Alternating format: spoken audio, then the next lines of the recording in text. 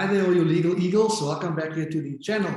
In today's video, we're going to talk briefly about the difference between an attorney, a notary, and a conveyancer. Now, let's deal with attorneys first. Now, as many of you might know, it's quite a process to become an attorney. And we actually did a video on this subject before.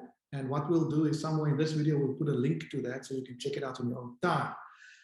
But briefly speaking, for purposes of this video, in order to qualify as an attorney, you need to firstly go to university and get a law degree, which, by the way, is one of these. Then you need to do articles of clerkship, normally for 2 years. And then you need to write your attorney's admissions exams. And then you can apply to the High Court to be admitted as an attorney. Now, the point is, once you are an admitted attorney, there's many types of work or areas of law that you can get involved in. These include things like criminal law, family law, like divorces, deceased estate, that kind of thing, and also more commercial law, like drafting commercial agreements, registering companies, shareholders agreements, that kind of thing.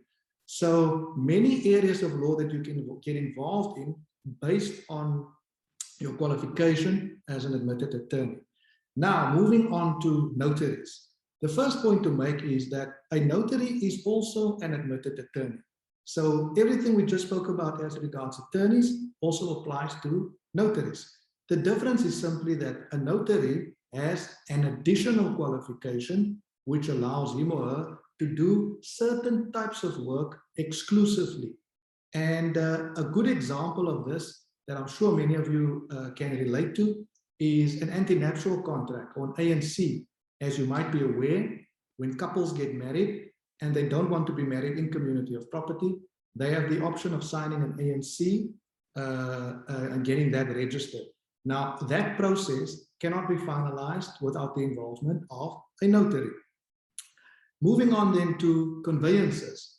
A conveyancer is first and foremost also an attorney. So everything we spoke about as regards attorneys also applies to the conveyancer. But now again, the difference is the conveyancer has an additional qualification which allows him or her to do only the type, or to do the work that only a conveyancer can do. A good example of this that many of you might be able to relate to is the buying and selling of a movable property.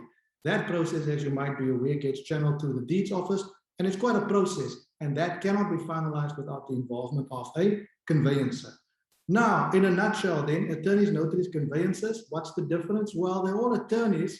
It's just that a notary has an additional qualification which allows him or her to do the work that only a notary can do, and a conveyancer similarly has an additional qualification allowing him or her to do the work that only a conveyancer can do.